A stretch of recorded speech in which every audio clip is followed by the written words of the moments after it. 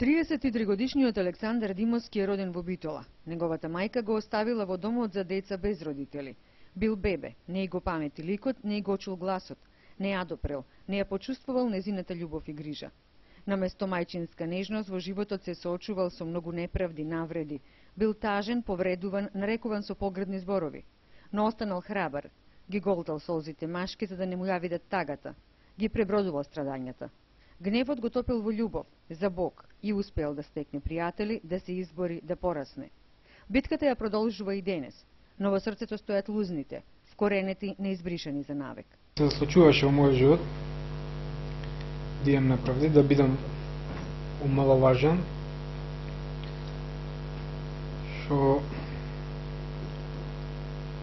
наставно не бев во моменти изедначен со нормалните луѓе. Наставно бев делен, се осеќав, иако бев помал, али ја осеќав таа горчина во мене. Низ животот се соочува со последиците од детската парализа. Едната нога му е покуса од другата. Одамна докторите му сугерирале операција за вештачки колкови, но пари нема. Потребни му се 1000 евра, а тој речи се двојно повеќе должи за неплатени сметки за кирија, струја, вода, данок, наталожени низ годините кога воопшто немал работа. Имам детска парализа со едната ослабена мускулатура, со другата нормална. И сега си имам исто така проблем со колковите. Како значи што ида годините напред, како што старам, така се ми се влошува кај мене проблем со колковите. Имам скртување на ногата, со десната нога околу 7-8 сантими. Тоа е значи голем проблем што делува и на кичма, искривување на кичма. И ми отежнува и работата. Државата му доделила стан, но вели без работа ништо не можел да направи. Станот е на 6 спрата, болките на нозете, особено по 30-тата, му создаваат сериозни проблеми. Некогаш се неиздрживи. Барал помош од многу институции, да биде сместен во куќа на први спрат, да не треба да пешачи со напор, да добие некоја помош, зашто и во празен стан не се живее, но вели попусто. Се случува да гладува, да нема пари за лекови. Среќа пријателите кои ги стекнал низ животот и денес му помагаат кога му е претешко.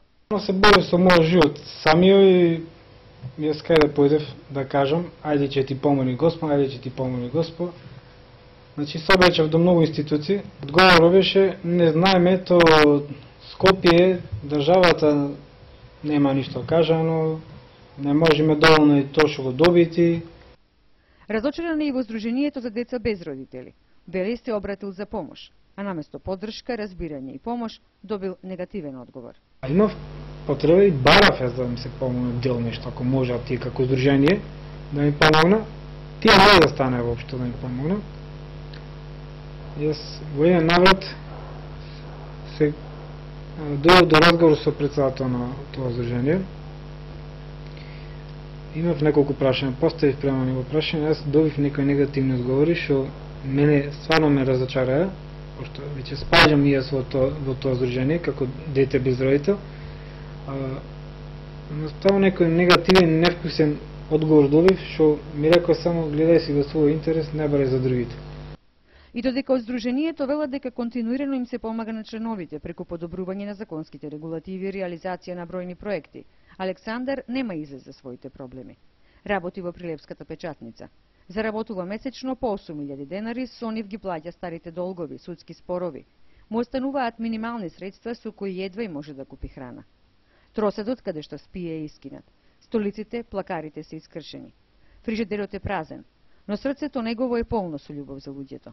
Верува во доброто, верува во човекот и апелира до сите родители да се грижат за своите деца, да им даруваат безгранична љубов. Тоа е и неговиот сон. Еден ден да има семејство и деца кои ќе ги обсипи со љубов, што не ја добил, зашто цело детство бил поттурнуван, навредуван, дискриминиран. Бил сирак, не по своја вина, не по свој избор, не по своја волја.